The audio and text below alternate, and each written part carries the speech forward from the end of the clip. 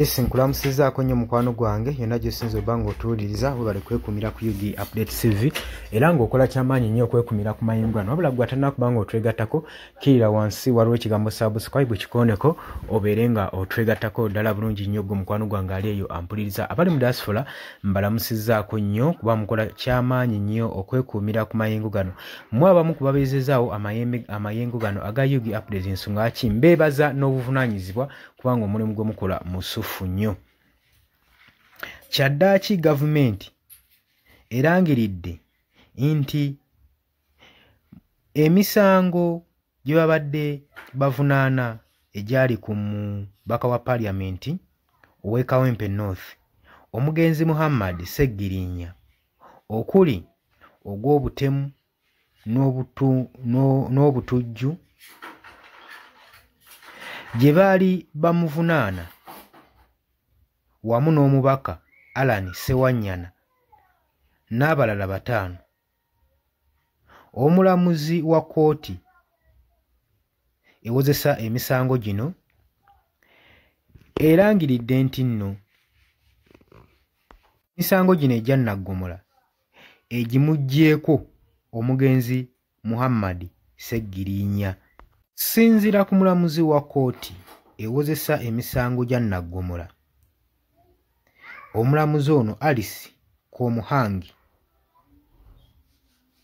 asinzidde n'alagira Ssaabawaabi wa gavumenti okukyusa mu mpaaba y'omusango guno aggyeko Muhammad Seggirinya alekeko Sewanyana ne banne 5 abalala omusango we guba nga gwa kugenda mu maaso.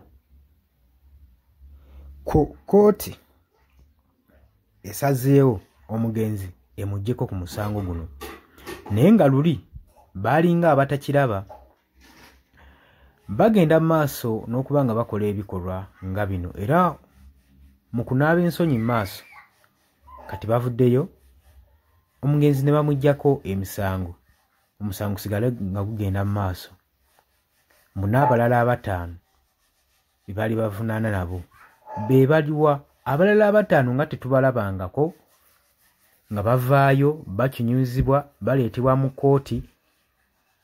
Twebuuza ensonga zino zaali ku ki?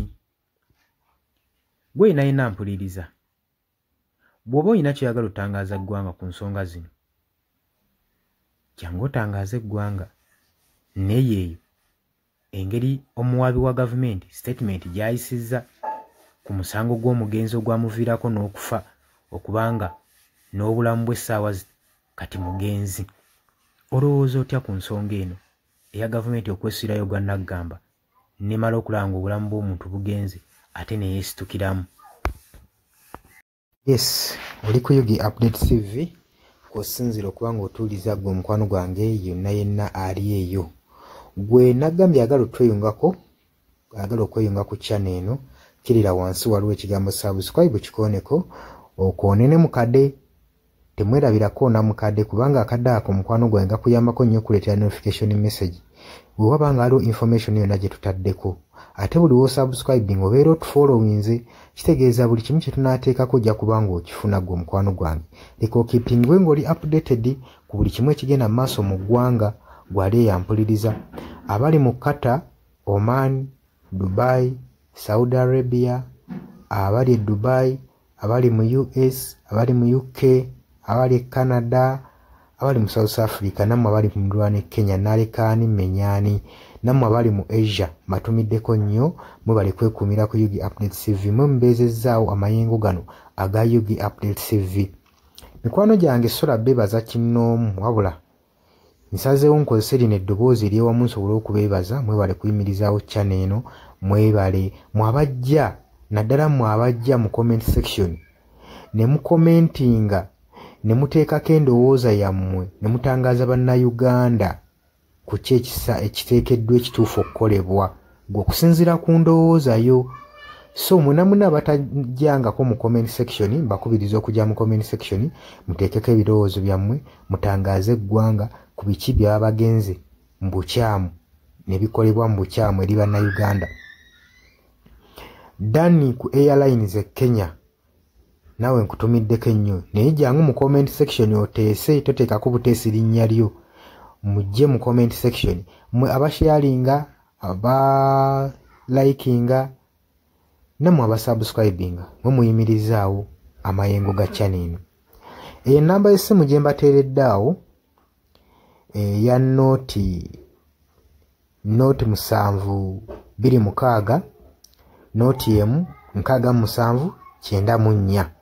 Eyo enamba ya WhatsApp eri mu kimyufu. Ye namba gy'ogenda oyita kuba gy'osobola okuyitako gwe mukwano gwange ayagala okulanga wamu naffe.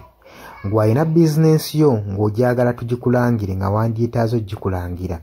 Eyo namba gy'oba oyitako ku WhatsApp osobole okubanga naye bizinensi yo gikuba abantu tugikulangire gwe mukwano gwange ali eyo ampuliriza. Ne ngenda mu maaso n'okulabula abantu ku biki ebigenda mu maaso mu ggwanga naddala ng'akalulu kano aka 2026 katuukuse kengedde. Kati buli muntu alina kubeera vigilant, olina kubeera bulindaala oleme kutunda mwoyo gwo mukwano gwange. Waliwo abatunda emyoyo gyabwe olw'M1,1500 sukaali. Gwe beera ng'omanyi akaseera we kanaatuuka akakuba ballot paper, beera nga manyi omuntu ogw'ogenda okuwa, gw'ogenda ottiikinga, gwe gw'olaba asobola okukulaakulanya ekitundu kyo constituency yo, gw'olaba agenda otwala eggwanga mu maaso. Bannange tusibwa nnyo akatambaala mu mutwe mu biseera nga bino.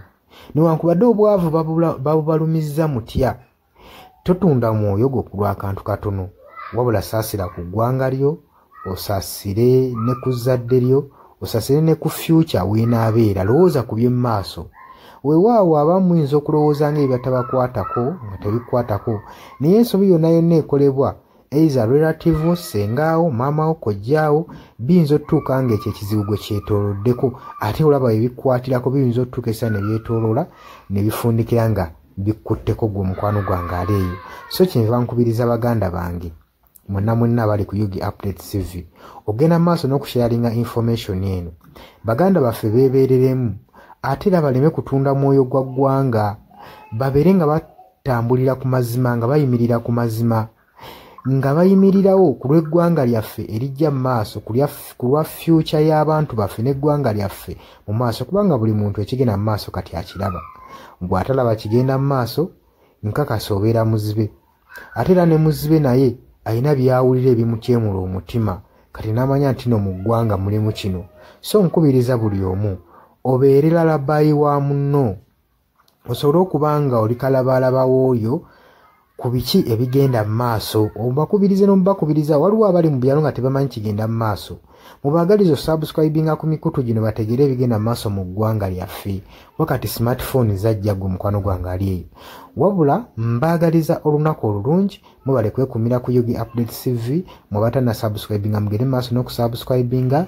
Mbaagala nnyo era mweraba.